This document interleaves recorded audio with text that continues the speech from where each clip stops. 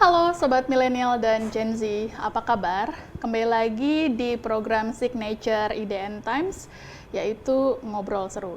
Kami pada episode ini akan membahas satu tema khusus yang sedang menjadi sorotan publik secara luas dan nasional, yaitu mengenai banjir yang terjadi di 3 provinsi di Pulau Sumatera, yaitu di Aceh, Sumatera Utara, dan juga Sumatera Barat. Berdasarkan data dari Badan Nasional Penanggulangan Bencana di tingkat pusat, per Minggu 30 November kemarin sudah ada 442 korban meninggal dunia dan lebih dari 100 orang yang masih dinyatakan hilang, sehingga ada kemungkinan jumlah korban meninggal dunia ini akan bertambah. Jadi saya, Santi Dewi, jurnalis IDN Times yang berbasis di Jakarta, mewakili redaksi turut mengucapkan duka cita yang sangat mendalam atas peristiwa yang menimpa saudara kita yang berada di Pulau Sumatera. Nah, untuk membahas apa sebenarnya menjadi pangkal permasalahan dari bencana banjir dan longsor yang ada di Pulau Sumatera, di studio kami sudah kedatangan tamu khusus, yaitu Kepala Kampanye Global untuk Hutan Indonesia dari Greenpeace, Pak Kiki Taufik. Selamat siang, Pak Kiki. Selamat siang, Mbak Santi. Sehat-sehat, Pak? Alhamdulillah sehat, Mbak. Oke, moga-moga kita masih diberikan kesehatan ya, sehingga bisa membantu nanti saudara-saudara kita yang ada di Pulau Sumatera.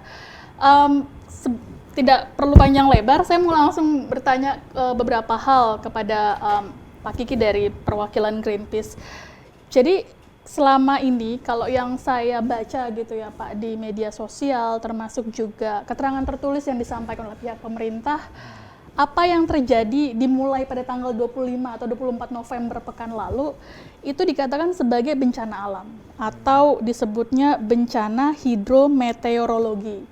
Nah, sebenarnya masih tepat nggak sih Pak term atau istilah itu digunakan untuk menggambarkan situasi hari-hari ini? Ya, terima kasih. Sebelum saya jawab, perkenankan saya atas nama teman-teman dari Greenpeace Indonesia mengucapkan duka cita, turut berduka cita yang mendalam untuk saudara-saudara kita, teman-teman kita yang saat ini terkena bencana banjir bandang, baik ada di Aceh, Sumatera Utara maupun Sumatera Barat. Nah, memang kita lihat bahwa pernyataan-pernyataan dari pemerintah, baik dari PNPB maupun dari Kementerian Kehutanan dan instansi-instansi lainnya, lebih menyampaikan bahwa ini adalah bencana yang diakibatkan oleh hidrometeorologis, oleh cuaca ekstrim gitu ya. Perlu diakui memang ada siklon Sanyar yang datang di Selat Malaka ya. Jadi sebenarnya siklon Sanyar ini jarang sekali dan mungkin baru sekali ini terjadi, ada sebuah siklon yang datang ke wilayah tropis, ke ekuator ya. Nah, itu datang mulai dari Vietnam, Thailand, itu semua kena, termasuk Aceh, Sumatera Utara, Sumatera Barat, dan kemudian siklon itu berlanjut ke Malaysia. Nah, memang ada siklon itu, tapi apa penyebabnya terjadi? Yang pertama adalah karena kita dalam kondisi krisis iklim, climate crisis. Jadi, saat ini bukan lagi climate change, tapi kita dalam kondisi climate crisis gitu. Krisis iklim ini sangat rentan terjadinya bencana iklim yang tiba-tiba gitu, yang memang sebelumnya belum pernah ada gitu. Jadi kejadian siklon itu bisa berulang dan cepat gitu, dan sering. Kalau di kita mungkin akan ketemu dengan La Nina di musim penghujan, ada ketemu lagi nanti El Nino gitu, mudah-mudahan nggak ada, tapi kita pengalaman di 2015, 2019, 2023 gitu dengan El Nino. Nah, jadi kalau saya mau sampaikan bahwa bahwa ada faktor cuaca yang ekstrim karena kita dalam kondisi krisis iklim, tetapi faktor yang perlu kita sampaikan di sini adalah adanya ulah manusia yang membuka hutan besar-besaran, dan ini yang kemudian menyebabkan terjadi banjir bandang yang begitu besar gitu. Jadi kalau misalnya hutannya tetap terjaga, tentu meskipun curah hujan itu masif besar, tetapi masih ada yang akan mengikat air hujan itu, sehingga tidak akan terjadi banjir yang sebegini besarnya gitu. Oke, tadi kan Pak Kiki menyebut juga soal siklon Senyar itu ya, yang juga menimpa negara lain termasuk Thailand dan juga Malaysia gitu. Tapi kalau dibandingkan dengan beberapa negara di kawasan Asia Tenggara, kita sih Pak, yang memang yang paling parah terdampak dilihat dari jumlah korban jiwa gitu. Apakah artinya negara lain lebih siap dan kondisi lingkungannya lebih baik dibandingkan kita, sehingga dari segi jumlah korban jiwa ya relatif lebih minim dibandingkan kita Pak? Ya. Untuk yang ini mungkin memang perlu kita teliti lebih dalam lagi ya. Yang pasti kalau di Indonesia, terutama di Pulau Sumatera, sejak 1990 sampai dengan tahun ini, itu tutupan hutan alaminya semakin tergerus gitu ya, semakin hilang semakin banyak. Bahkan sampai saat ini berdasarkan data dari Kementerian Kehutanan, luas hutan di Pulau Sumatera itu secara keseluruhan hanya tinggal 11,6 juta hektar. 11,6 juta hektar itu kalau jadi luas tutupan hutan alami yang ada di Indonesia secara keseluruhan itu sekitar 89,5 juta hektar.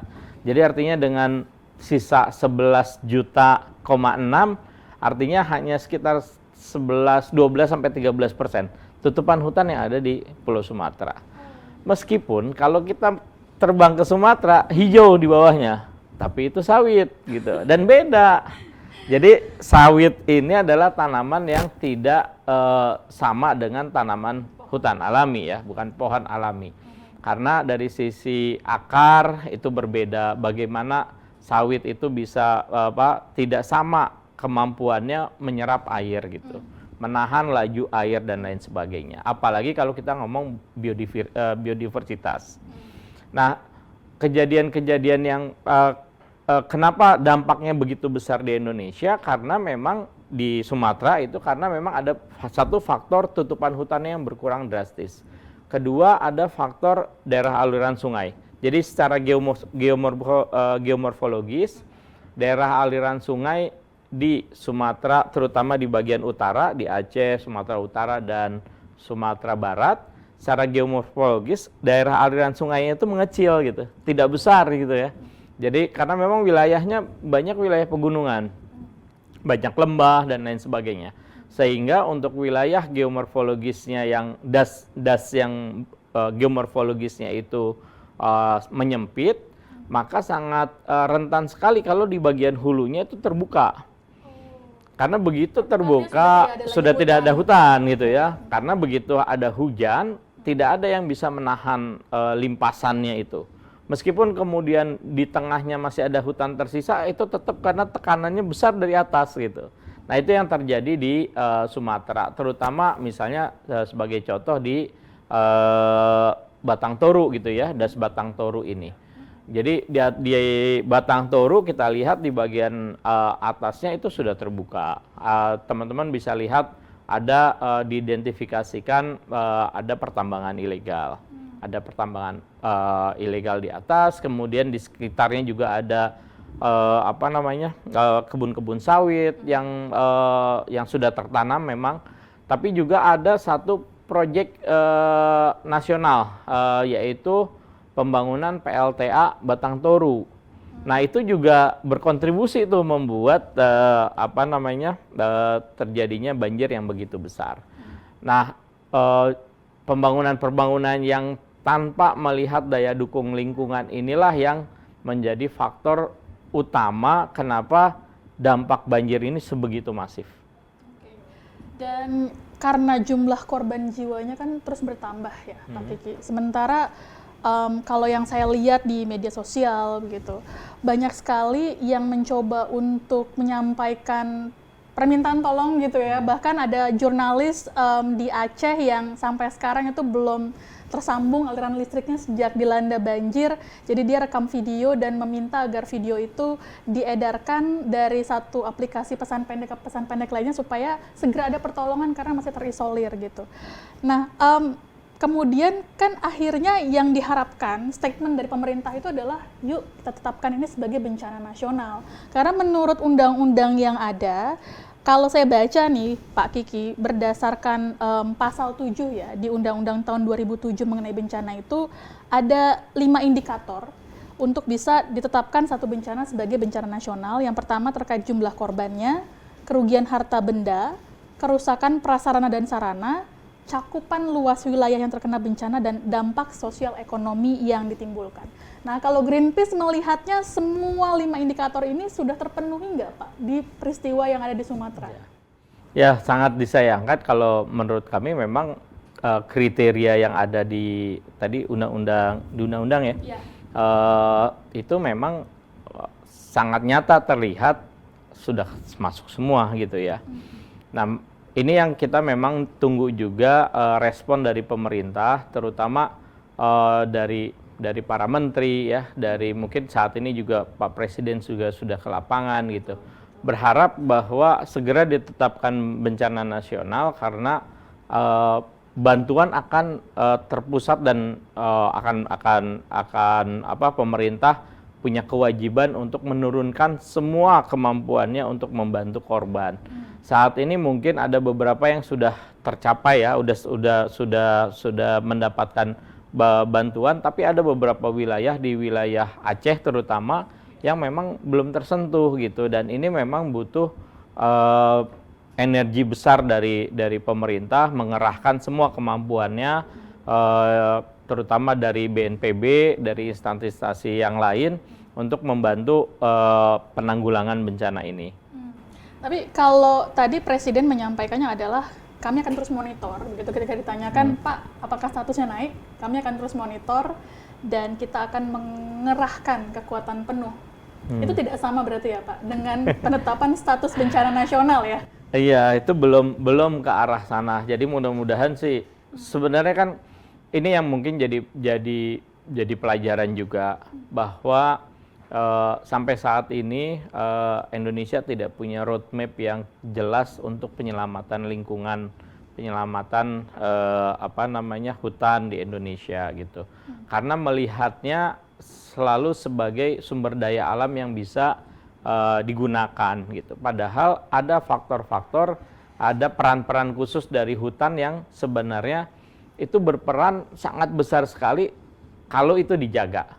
Sayangnya itu tidak terjadi gitu. Apalagi dengan statement-statement dari pemerintah yang kurang bijak gitu ya, yang kemudian membuat masyarakat semakin marah, semakin tidak percaya gitu kalau pemerintah tidak bergerak cepat. Mudah-mudahan hari ini kalau Presiden ke lapangan melihat seharusnya bisa ditetapkan langsung gitu bahwa ini adalah bencana nasional, semua kemampuan pemerintah baik itu di BNPB diperbantukan misalnya instansi-instansi seperti kepolisian, TNI gitu ya, yang mereka punya kemampuan untuk membantu cepat gitu, seharusnya itu bisa cepat diterapkan gitu.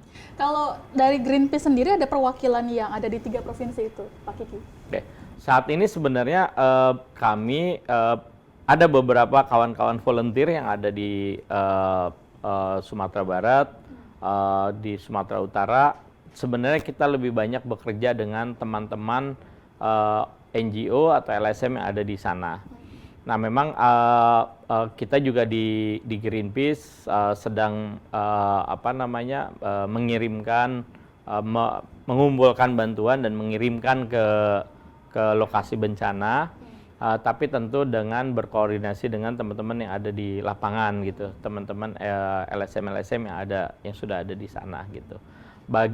Kami memang ada kampanye penyelamatan hutan menyeluruh, memang ada beberapa kali kajian, riset-riset, bahkan kampanye kita untuk menyelamatkan hutan di Sumatera gitu.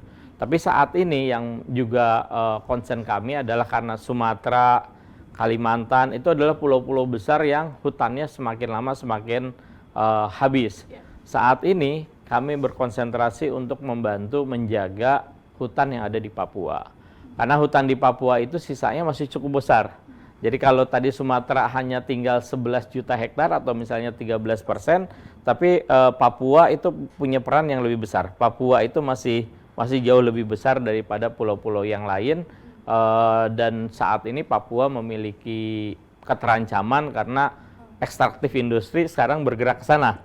industri pulp and paper, industri sawit, bahkan proyek strategi nasional seperti food estate yang rencananya akan membangun lebih dari berapa 2 juta hektar gitu ya di sana di Merauke. Jadi itu juga menjadi apa peringatan buat kita bahwa bencana yang ada di Sumatera jangan sampai terulang di pulau-pulau lain gitu. Kita lihat misalnya di Kalimantan juga ada bencana banjir dan longsor akibat terakhir akibat food estate yang di Gunung Mas gitu ya, banjir gitu dan lain sebagainya. Jadi di sini saya mau sampaikan bahwa kejadian-kejadian bencana ini akan berulang karena memang kita berada di situasi krisis iklim. Bencana hidrometeorologis itu akan semakin sering intensitasnya. Yang jadi pertanyaan adalah bagaimana kita dan pemerintah Indonesia terutama mengantisipasi itu. Bagaimana perencanaan pembangunan, bagaimana pelaksanaan pembangunan itu tidak melulu hanya ekstraktif industri yang membuka lahan, membuka hutan gitu. Ada alternatif lain mensejahterakan rakyat. Oke. Dan Pak Kiki juga saya rasa tahu dan melihat begitu ya ketika ada satu foto yang viral di Aceh di mana yang menjadi salah satu korbannya tidak hanya manusia dari banjir itu tapi juga ternyata hewan di sana yaitu gajah gitu ya. Dan tinggal berapa? Kalau yang di Tesonilo kan tersisa 150 ekor ya Pak. Kalau yang di Aceh itu berapa? Yes. Saya miris banget lihat foto itu. Betul. Pak. Memang terus terang kami nggak pantau berapa detail gajah ya, tapi sebenarnya di Sumatera ini ada hewan endemik yang hanya ada di Indonesia, yaitu di Sumatera, yaitu orangutan Sumatera. Nah, orangutan Sumatera pun juga ada dua jenis ya. Yang satu yang di Loser, satu lagi yang baru ditemukan itu adalah hutan orangutan Tapanuli. Oh iya. Nah, itu posisinya ada di Batang Toru gitu. Makanya kenapa teman-teman pemerhati lingkungan, pemerhati hewan itu sangat menyayangkan sekali. Kita meminta pemerintah menyetop PLT Batang Toru karena ini aset nasional nih gitu. Nggak ada lagi. Coba bandingkan dengan pemerintah Cina yang begitu bangganya dengan panda gitu ya. Panda itu dikonservasi dan bahkan sekarang jumlah panda, bahkan panda itu kalaupun kita temukan di negara lain sifatnya itu dipinjamkan. Betul.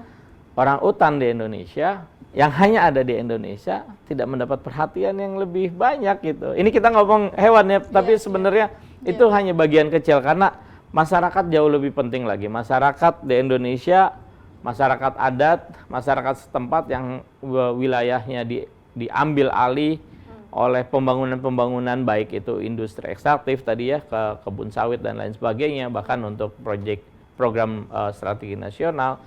Itu juga menjerit gitu, apalagi hewan gitu. Meskipun ini hewan endemik gitu, nggak peduli lagi gitu. Dan Sobat Millennials dan Gen Z, saat ini saya juga sudah terhubung dengan salah satu aktivis yang bisa menggambarkan bagaimana situasi langsung pasca banjir hebat yang ada di Aceh. Di ujung telepon sudah tersambung Executive Director Yayasan Hutan Alam dan Lingkungan Aceh, Farwiza Farhan. Selamat sore, Assalamualaikum Mbak Wiza.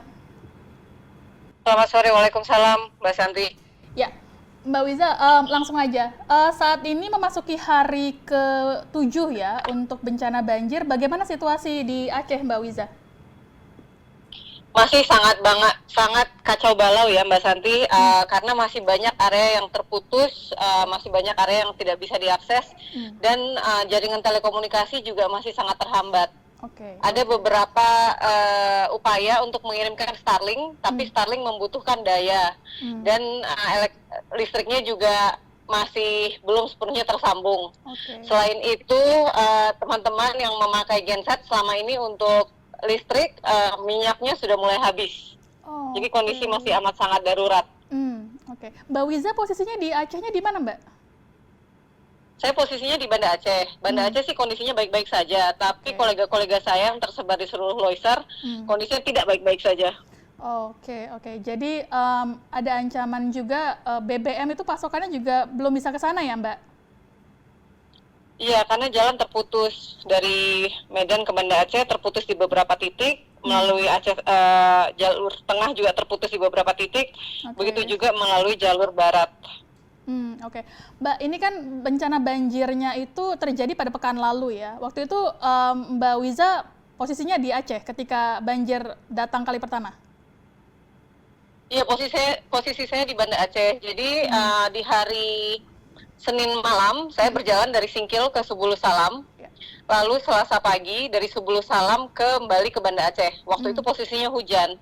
Tapi waktu itu kami tidak menyadari seberapa parah hujan ini. Kami kira hanya hujan biasa, sedikit lebih deras. Namun sampai di Banda Aceh di hari Rabu pagi, saya ke kantor, masih hujan. Koneksi internet dan listrik hilang, terputus. Waktu itu kita nggak tahu kan apa yang terjadi. Oke. Dari data BNPB kan ada 442 orang yang meninggal di 3 provinsi ya Mbak, 90 diantaranya tuh di Aceh, Mbak Wiza. Iya. Kondisinya ternyata masih banyak lagi korban meninggal yang ditemukan atau seperti apa Mbak? Kami menduga korban akan bertambah terus ya. Yang pertama, yang pendataan mungkin tidak lengkap. Kedua, sudah banyak masyarakat yang kelaparan. Saat ini sudah mulai pukul-pukulan untuk BBM dan beras. Kondisi semakin hari semakin parah, tapi sepertinya pemerintah tidak cukup menganggap ini serius. Komentar-komentar yang muncul dari Kepala BNPB atau dari instansi terkait, dari Kemenhub, itu seperti statement empati ya. Sejujurnya saya sangat kesulitan berpikir jernih. Karena teman-teman di lapangan ada yang sudah terisolir selama 6-7 hari. Sulit sekali kami menghubungi mereka. Ada kolega yang harus berjalan kaki dari Linge untuk ke Takengon selama 3 hari 2 malam tanpa makanan, tanpa perlindungan. Di malam hari mereka beristirahat di bawah pohon sambil mendengar gunung bergerak. Rasanya mengerikan sekali. Saya hanya bisa membayangkan seperti apa mereka melalui perjalanan tersebut. Mbak Wiza, kan pemerintah pusat mengaku sudah mendeploy atau distribusikan bantuan sejak hari pertama bencana terjadi di Aceh. Itu ada yang diterima oleh Mbak Wiza atau kolega atau keluarga yang di sana kah? Mungkin kita di Banda Aceh tidak menerima dan tidak meminta bantuan ya Mbak ya. Yang diterima oleh teman-teman sepertinya sangat terbatas. Saya tidak bisa mengkonfirmasi langsung, tapi ada postingan di Instagram yang mengatakan bantuan yang datang ke Takengon, ke Gayo di hari-hari awal itu baru datang di hari Sabtu, hari Jumat atau hari Sabtu, which is baru beberapa hari yang lalu. Dan itu hanya berupa beberapa karung beras dan 50 dus Indomie. Nah, saya sangat tidak cukup ya dengan skala bencana yang sebesar ini. Saat ini kami aja sudah memobilisasi lebih dari 1 ton bantuan untuk teman-teman melalui jalan udara, jalan laut, dan jalan darat sebisa yang kami mampu lakukan. Seharusnya negara lebih hadir untuk menolong masyarakat di saat-saat seperti ini. Bagaimana begitu kita tidak sigap bencana, kita tahu bahwa Sumatera adalah satu daerah yang sangat rentan bencana. Seluruh Indonesia sangat rentan bencana. Bagaimana kita bisa segagap ini menghadapi bencana yang seharusnya bisa kita prediksi. Siklon itu adalah salah satu bencana yang sangat bisa kita perhitungkan. Tapi bagaimana kita nggak siap ini? Kalau dalam pandangan Mbak Wiza selaku Executive Director untuk Yayasan Hutan Alam dan Lingkungan Aceh, apa sih Mbak yang menyebabkan situasi di Aceh hampir semua itu terkena dampak banjir pada tahun ini? Ada banyak faktor yang ketemu di tengah ketika siklon Senior terjadi. Kerusakan hutan sudah di tahap yang sangat parah, dan ketidaksigapan bencana yang ada di pemerintah kita ya, sehingga keadaannya bisa seperti ini. Mungkin lebih mudah menyalahkan curah hujan yang tidak biasa. Tapi curah hujan yang tidak biasa ketemu dengan kerusakan hutan yang sudah sangat parah sehingga resilience dan ketahanan tanah itu menjadi berkurang jauh, ketemu dengan sistem tata kelola pemerintahan yang tidak siap untuk mengelola bencana sehingga dampaknya bisa separah ini. Yayasan HK sudah pernah memetakan peta bencana selama berkali-kali ya. Kita sudah warning ini berkali-kali. Kita sudah lihat bahwa di banyak daerah aliran sungai, di Das Pesangan, Das Ngreto, itu kerusakan hutan yang terjadi 40 tahun yang lalu masih kita rasakan dampaknya sekarang. Kenapa daerah Aceh Utara, Aceh Timur, Aceh Tamiang, Langsa itu menghadapi kerusakan yang sangat besar karena kerusakan hutan yang ada di hulu sungai-sungai itu. Tapi ditambah juga nggak cuman kita seringkali merasa short sighted ya. Mikirnya kehilangan tutupan hutan di daerah ini cuma beberapa ribu hektar. Tapi dampaknya itu sebenarnya sudah implikasi dari keputusan yang kita ambil 30-40 tahun yang lalu. Terus terjadi dampak dari sekarang ini berkali lipat dari semua keputusan salah yang kita ambil dari 30-40 tahun yang lalu sampai hari ini. Jadi sulit untuk bisa memperbaiki dalam waktu dekat ya Mbak, kerusakan lingkungan yang sudah terjadi selama hampir 40 tahun itu? Tidak ada pilihan, benar-benar harus kita fokus untuk recovery, restorasi lingkungan kita agar kita bisa terbangun harapan sedikit untuk resilience di masa depan. Karena memperbaiki itu perlu waktu. Kalau kita nggak mulai sekarang, mungkin kita nggak akan punya kesempatan untuk bisa punya masa depan buat, ya jangankan masa depan. Dulu kan kita bicara seolah-olah krisis iklim ini adalah krisis yang akan dihadapi oleh masyarakat masa depan ya. Ya. Ini krisis hari ini. Oke, Mbak Wiza kembali tadi ke titik atau lokasi di Aceh yang masih terisolir itu, ada datanya di wilayah mana saja? Setahu saya ada Bener Meriah ya Mbak ya? Halo, Mbak Wiza. Halo? Yes. Ya. Titik-titik mana saja di Aceh yang masih terisolir Mbak Wiza hingga hari ini? Banyak Mbak, Penarun terisolir, Langsa terisolir, Aceh Tamiang yang seharusnya dekat dengan Medan itu terisolir, jalannya putus di Semadam. Apalagi kita bicara daerah Aceh Tengah, Bener Meriah, Linge, itu semua masih terisolir. Banyak teman-teman kita di sana bahkan dan masyarakat dampingan kita bahkan belum mendapatkan bantuan. Begitu banyak yang hanya punya sedikit sinyal, bisa mengirimkan pesan di Instagram terus kemudian hilang. Di mana-mana Mbak Sinta. Jadi mereka yang terisolir ini bertahan hidupnya gimana caranya Mbak? Dengan susah payah. Tidak ada cara, karena sebenarnya logistik sudah habis. Mereka sudah mengurangi makannya menjadi hanya sehari sekali. Oke. Ada peristiwa juga seperti yang di Sumatera Utara, misalnya mendatangi minimarket gitu Mbak? Saya nggak bisa konfirmasi itu ya. Karena saya tidak menghabiskan waktu mengecek di sosial media seperti apa keadaan minimarket. Saya sedang berupaya memindahkan langit dan bumi untuk menyelamatkan kawan-kawan kami yang masih tinggal tersisa di lapangan dan mengirimkan logistik sebisa yang kami bisa ke masyarakat dampingan. Oke. Mbak Wiza, seperti yang Mbak Wiza saksikan, hari ini kan Presiden mulai melakukan kunjungan langsung ke lapangan, dimulai dari Sumatera Utara. Apa yang Mbak Wiza ingin sampaikan melalui platform ini kepada Pak Prabowo yang akhirnya di hari ke-7 datang ke Sumatera Utara, Mbak?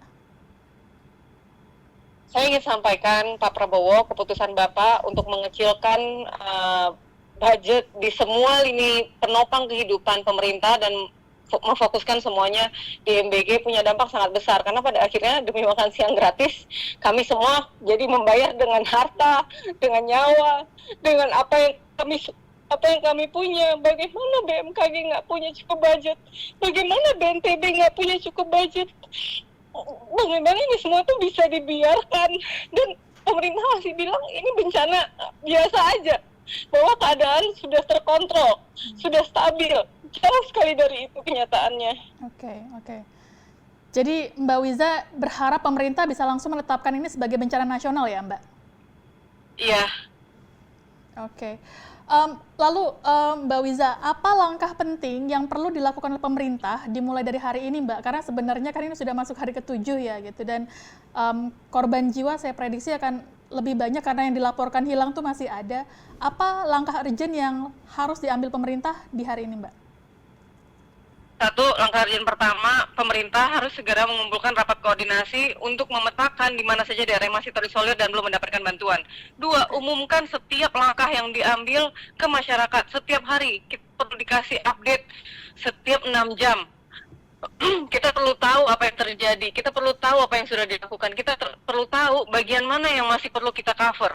Ketika pemerintah mengatakan ada daerah-daerah seperti Aceh Tengah tidak menjadi prioritas, kita bertanya apakah itu artinya nyawa mereka tidak menjadi prioritas? Oke. Baik, Mbak. Mbak Wiza, pertanyaan terakhir dari saya, Mbak Wiza. Ada satu foto juga atau dokumentasi yang viral gitu ya. Saya tahu Mbak Wiza termasuk dekat dengan satwa gajah. Satwa itu ikut menjadi korban dan hanyut dalam banjir di Aceh, Mbak. Mbak Wiza, bagaimana melihat hal itu? Gimana saya mau jawabnya ya, Mbak ya? Itu sebenarnya ada sangat banyak hal yang membuat saya sangat marah soal banjir ini. Fakta bahwa gajah pun bisa ikut menjadi korban itu menunjukkan betapa kita sebagai yang kita pikir khalifah di muka bumi, kita sudah gagal ya untuk melakukan tugas kita, menjaga dan mengelola lingkungan dan satu sama lain dengan baik. Sebenarnya saya sangat marah melihat foto itu, tapi di saat yang bersamaan di tengah kekalutan untuk melakukan rescue, evakuasi, mengirimkan logistik, kemarahan itu seperti harus ditunda dan dikuburkan dulu karena ada hal lain yang menjadi prioritas lebih tinggi. Oke. Baik, kalau begitu Mbak Wiza. Mbak Wiza, terima kasih banyak ya Mbak atas waktunya berbicara dengan pembaca IDN Times. Semoga tetap dalam keadaan selamat Mbak di sana. Kolega dan teman yang Mbak Wiza coba selamatkan, mudah-mudahan bisa ditemukan begitu. Kami turut mengucapkan duka cita yang mendalam Mbak Wiza dari Jakarta terhadap para korban dan juga keluarga yang saat ini mengalami bencana di Aceh. Terima kasih Mbak Sinta, sorry saya kurang koheren hari ini ya, karena begitu banyak yang kayak udah nggak tidur berapa hari. Gak apa-apa, kami bisa memahami kok. Ya, kami yang dari Jakarta melihat gambar di Aceh pun sampai nggak punya kata-kata sih Mbak untuk menggambarkan bagaimana situasi bencana di Pulau Sumatera pada tahun ini. Jadi saya berharap semoga tetap selamat ya Mbak Wiza di sana. Oke, makasih banyak Mbak Sinta. Ya, baik. Terima kasih Mbak Wiza, sampai jumpa kembali. Pak Kiki, apakah Greenpeace punya datanya gitu ya? Mungkin dari awal pemerintahan Pak Prabowo sampai sekarang ini, dibandingkan dengan 10 tahun presiden sebelumnya, pembukaan lahan ekstraktif itu meningkat di tahun berapa gitu? Karena yang saya punya datanya itu meningkat cukup pesat di tahun 2024 dibandingkan tahun-tahun lain. Itu betul nggak sih Pak? Ya, jadi kalau kita lihat data data ini kembali lagi ini data dari Kementerian Lingkungan Hidup ya. Jadi dari Kementerian Kehutanan. Waktu itu soalnya namanya KLHK ya, 10 tahun terakhir. Jadi masih terbiasa ini.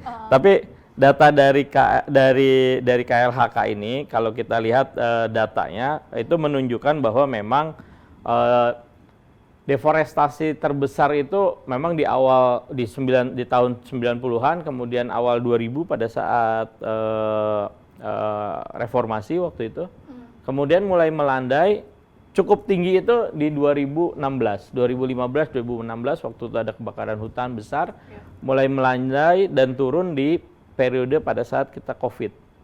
Jadi 2020, 2019, jadi 2018, 19 itu mulai turun, 2020 tuh puncak paling rendahnya. Tapi kemudian perlahan mulai naik lagi.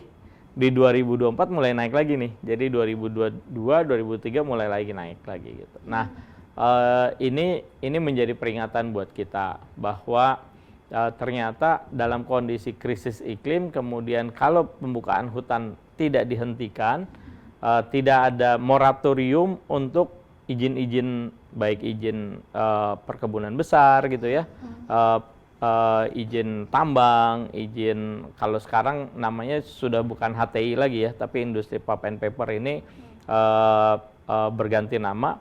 Nah, ini pun juga seharusnya menjadi perhatian pemerintah. Salah satu yang menjadi kekhawatiran adalah inisiatif dari adanya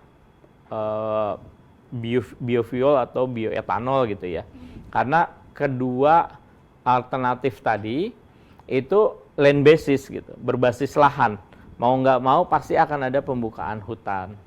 Nah itu yang juga harusnya menjadi perhatian gitu. Jangan sampai kita akan mengurangi konsumsi bahan bakar fosil, tapi kemudian diganti dengan bahan bakar nabati yang ternyata sumbernya itu dari pembukaan lahan gitu. Karena kan kalau misalnya bioetanol gitu ya dibangun dengan membuat perkebunan tebu gitu, itu tetap menggunakan lahan, dan lahan itulah yang kemudian dikonversi dari hutan menjadi perkebunan. Nah ini yang memang harusnya dihindarkan. Oke. Tapi sebenarnya saya mau nanya sebagai orang awam nih Pak Kiki, kalau tanaman kebun sawit itu tidak mampu ya untuk menahan kalau seandainya terjadi curah hujan yang begitu deras begitu ya Pak? Jadi karakternya tanaman sawit ini kan yang pertama bahwa pada saat kita mau membuat menanam sawit, yang dilakukan pertama kali adalah membuka hutan sampai habis, sampai serasanya habis. Jadi ekosistem yang sudah terbangun ratusan tahun itu hilang semua dalam waktu nggak nyampe sebulan mungkin ya, kalau dia taruh bulldozer sebanyak itu. Nah, dia ngebangun lagi ekosistem baru. Jadi pohon sawit ini memang dia nggak bisa tuh ditanam di antara sela-sela pohon. Jadi harus seperti itu, dibuka. Artinya kemampuan dia untuk menahan air, kemudian apalagi kalau kita ngomong biodiversity ya, keanekaragaman hayati itu nggak ada. Jadi karena ini ada satu jenis tanaman gitu. Jadi memang kemampuan pohon sawit menahan air, laju air tentu nggak ada gitu. Nah ini yang sangat disayangkan, dan juga perlu diingat sebenarnya sawit ini datang bukan asli tanaman Indonesia. Sawit ini aslinya dari Afrika. Jadi tahun 100 tahun yang lalu lah, lebih dari 100 tahun yang lalu, dibawa oleh Belanda, diuji coba, ditanam di kebun raya. Yang pertama. Nah, dan ternyata berkembang banyak. Memang di Sumatera ini adalah wilayah yang menjadi tempat lahan penanaman sawit pertama kali di Indonesia. Jadi kalau kita lihat di Sumatera Utara, di Riau gitu ya, itu banyak perkebunan sawit yang usianya sudah tua, yang 20 tahunan, 30 tahunan. Nah, yang jadi masalah lagi dari sawit adalah begitu dia sudah habis masa produktivitasnya, kalau tanaman lain misalnya dia tumbuh gitu ya, di bawahnya kayak pisang gitu ya, tinggal tumbuh di bawahnya, ada lagi baru. Atau kelapa juga seperti itu ya, pohon kelapa. Kalau sawit enggak. Kalau dia mau tanam lagi, maka ini harus di replanting. Jadi harus dibongkar lagi ekosistemnya, hilang lagi, nanam lagi baru. Dan itu tanahnya harus direhabilitasi dulu baru nanam gitu. Jadi ini adalah tanaman yang memang sangat costly lah ya, sangat nggak efektif gitu, dan terutama untuk lingkungan ya tidak friendly lah, jauh dari yang memang harusnya kita jaga. Tapi buat sebagian kelompok orang atau individu, Pak Kiki, tanaman itu memberikan profit yang sangat besar. Betul. Makanya ramai dibuka di pulau-pulau yang lain. Betul. Begitu Pak. Kemudian ada juga yang viral itu adalah temuan kayu gelondongan Pak, yang sempat disebut awalnya oleh Dirjen Gakum sebagai pohon yang tumbang secara alami gitu. Walaupun kemudian langsung dibantah oleh warga yang di sana, kemudian juga oleh warganet bahwa tidak mungkin kalau tumbang alami pemotongannya tuh rapih begitu ya Pak. Nah kalau Greenpeace melihatnya gimana? Apakah itu betul gitu tumbang alami seperti itu, atau memang itu sebenarnya pohon yang ditebang secara masif gitu ya, tidak sempat diangkut lalu kemudian ikut hanyut terbawa arus banjir? Ya, ini sekali lagi yang kami sayangkan ya, statement dari pejabat publik yang tidak berhati-hati gitu. Tidak berdasarkan data valid di lapangan, riset, kemudian mengeluarkan satu statement. Karena pada akhirnya kan ini menjadi bumerang gitu, dan masyarakat yang saat ini terkena bencana semakin terluka gitu.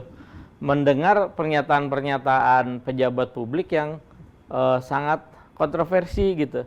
Jelas bahwa kalau kita lihat mungkin ada yang pohon tumbang, iya mungkin ada. Tapi kalau kita lihat kebanyakan pohon gelondongan yang datang itu tidak mengindikasikan itu adalah pohon tumbang. Karena kalau pohon tumbang tentu akan ada akarnya, ada dadahannya gitu ya, masih ada tersisa lah gitu. Ini enggak mulus gitu.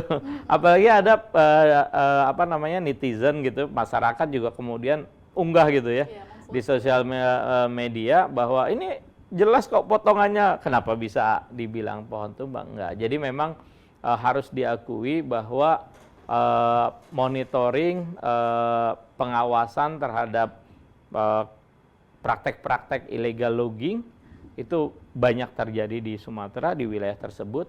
Praktek-praktek illegal mining juga banyak terjadi di situ. Ada teman-teman jaringan di Aceh itu berhasil membuat video drone memperlihatkan bagaimana wilayah di hulu itu terbuka oleh tambang-tambang ilegal gitu.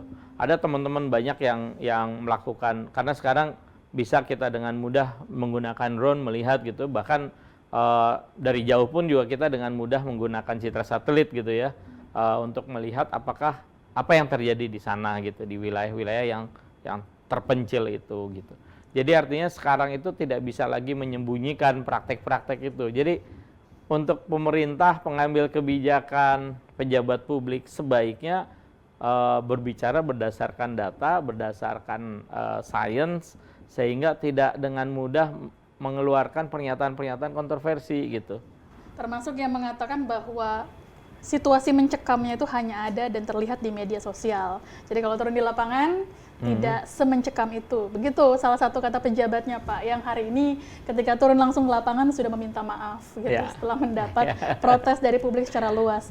Nah kemudian Pak Kiki, pertanyaan saya yang lain adalah ini kan mengalami kerusakan ya. Jadi sebelumnya sudah rusak lingkungannya, lalu kemudian ada banjir bandang yang besar dan longsor, sudah pasti rumah warga mengalami kehancuran gitu ya. Kalau dari segi lingkungan, kalau kita mau memperbaiki dari mana Pak? Dengan situasi yang seperti ini, dan rata-rata kan masih banyak yang terisolir tuh, Pak Kiki. Ya, jadi memang ini yang sangat disayangkan kah, dan ini juga mungkin jadi faktor kenapa pemerintah nggak segera mungkin menyampaikan ini adalah bencana nasional. Mungkin kekhawatirannya adalah mungkin masyarakat nanti minta ganti bikinin rumah gitu kan. Jadi sudah masuk ada ini ya, karena udah 1 pekan gitu. Jadi kalau memperbaikinya dari mana, sebenarnya menurut saya ini yang paling penting adalah kebijakan ya, goodwill-nya dari pemerintah. Setelah kejadian ini seharusnya segera dilakukan reklamasi, reboisasi gitu ya, mengembalikan fungsi ekologis dari wilayah-wilayah yang sudah rusak tadi. Meminta pertanggungjawaban kepada perusahaan-perusahaan yang merusak, karena datanya kan ada sebenarnya. Itu minta mereka untuk mengeluarkan dana dan melakukan restorasi ekosistem.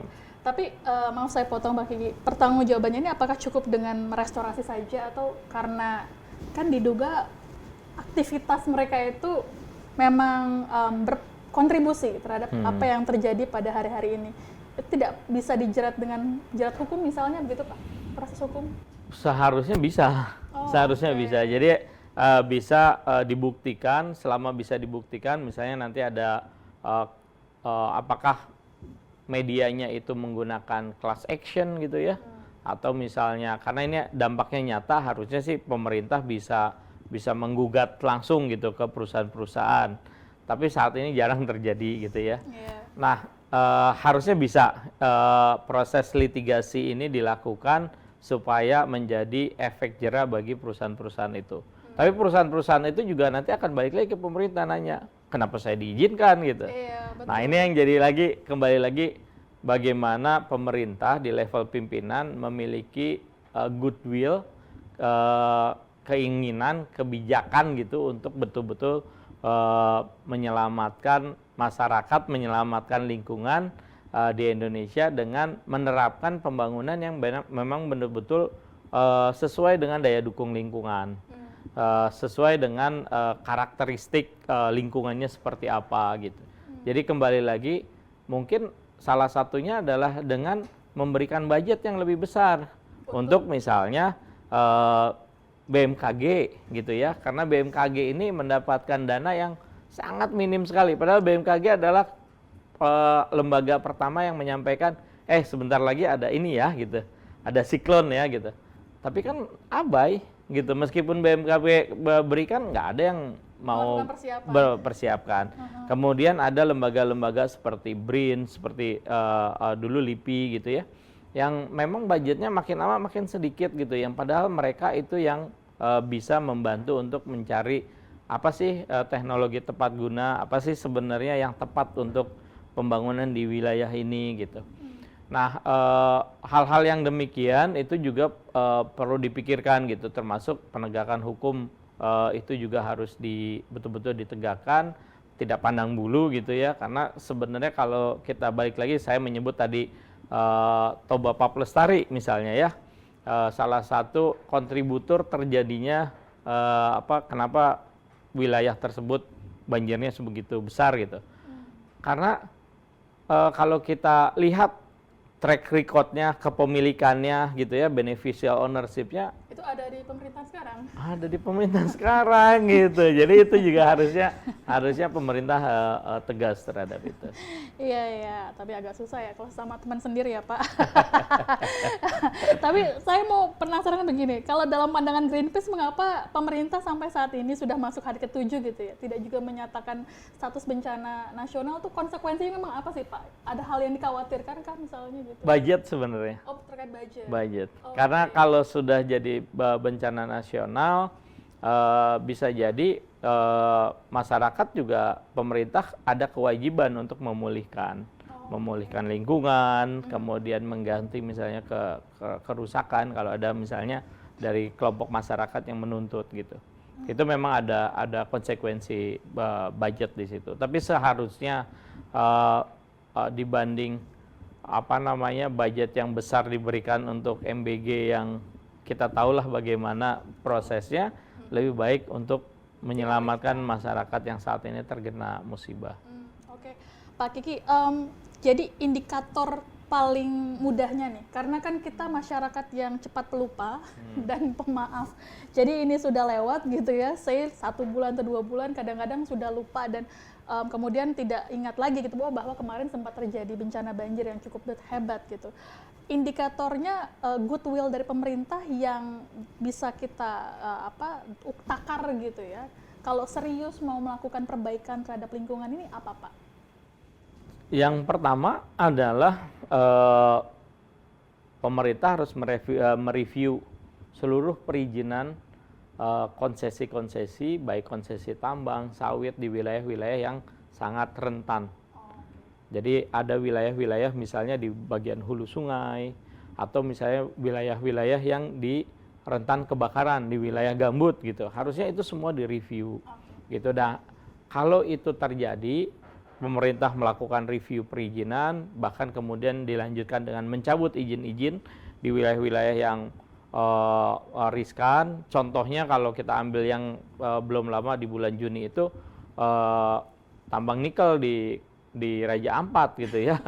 Raja Ampat yang begitu menjadi kebanggaan Indonesia aja hancur gitu oleh diberikannya izin di sana. Yang saat di stop, Pak, kemudian dihidupkan lagi. Betul. Saat ini dari 5 yang aktif, 4 sudah dicabut, meskipun dinyatakan dalam konferensi pers oleh 5 menteri, sampai saat ini surat pencabutannya belum ada.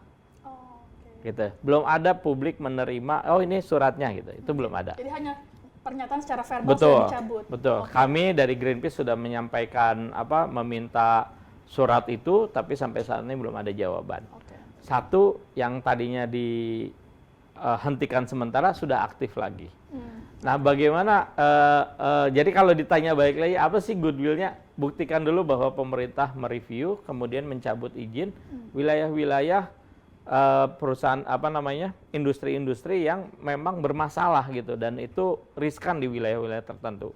Baik itu hulu sungai, baik itu wilayah gambut gitu ya, atau misalnya di pulau-pulau kecil yang kategorinya dalam undang-undang pulau-pulau kecil nggak boleh ditambang, nggak boleh ada aktivitas ekstraktif itu harusnya dicabut gitu. Baru kemudian setelah mereview, setelah mencabut, baru kemudian pemerintah juga harus tunjukkan bahwa postur budgetnya harus seimbang untuk penyelamatan lingkungan, penyelamatan alam, termasuk juga untuk pencegahan. Yang paling penting adalah pencegahan. Memang pencegahan ini bukan kegiatan populis ya.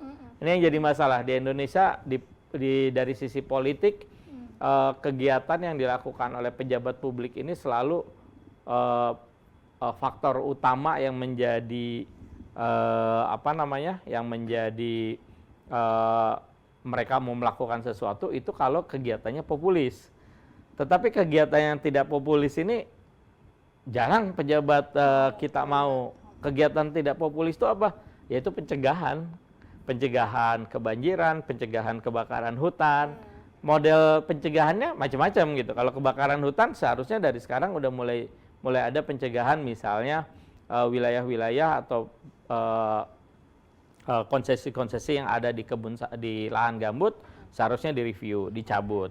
Lahan gambut jangan sampai kering, maka harus ada penyekatan gitu ya. Itu contoh misalnya salah satu pencegahan supaya tidak ada kebakaran hutan. Untuk banjir pencegahannya apa? Ya udah jelas itu. Jangan sampai ada bangunan yang ada di riparian, daerah sempadan sungai. Coba bayangkan sekarang kalau kita lihat, jangan jauh-jauh lah di Jakarta sampai ke puncak gitu. Begitu banyak bangunan yang memang ada di pinggir sungai gitu, bukan lagi sepadan. Padahal sepadan sungai ini penting gitu ya. Nah sekarang hal-hal yang sederhana seperti itu harusnya bisa menjadi bagian dari pencegahan. Pak, sedikit balik ke hal soal pemilik perusahaan yang diduga berkontribusi terhadap deforestasi. Itu selain Toba Pulp Lestari yang kita tahu siapa beneficiary owner-nya, ada nama-nama perusahaan lain lagi nggak sih Pak? Yang datanya ada di Greenpeace? Iya, kalau dari teman-teman yang sudah mengawasi itu, sebenarnya teman-teman dari Walhi Sumatera Utara sudah keluarkan itu ada 7 perusahaan. Terus terang kami tidak memiliki data, masih mendalami ya.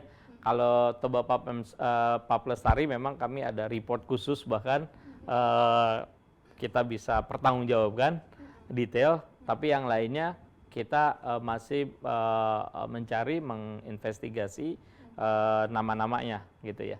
Tapi menurut saya yang sudah dikeluarkan oleh teman-teman Walhi Sumut Sumatera Utara mungkin itu bisa jadi panduan. Oke, baik kalau begitu. Pak Kiki, terima kasih banyak Pak sudah berbagi informasi kepada pembaca kami di IDN Times.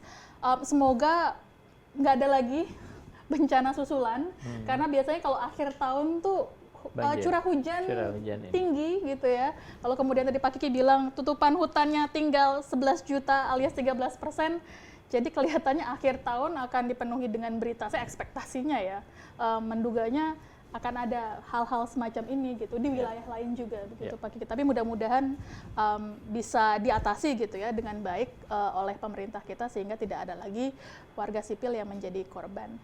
Jadi sekian Sobat Milenial obrolan saya dengan Pak Kiki dari Greenpeace Indonesia. Kalian bisa saksikan perbincangan ini, obrolan kami di akun media sosial IDN Times termasuk YouTube. Sampai jumpa di program Ngobrol Seru selanjutnya. Bye. Terima kasih, Pak Kiki. Mbak. Oh, Bapak nggak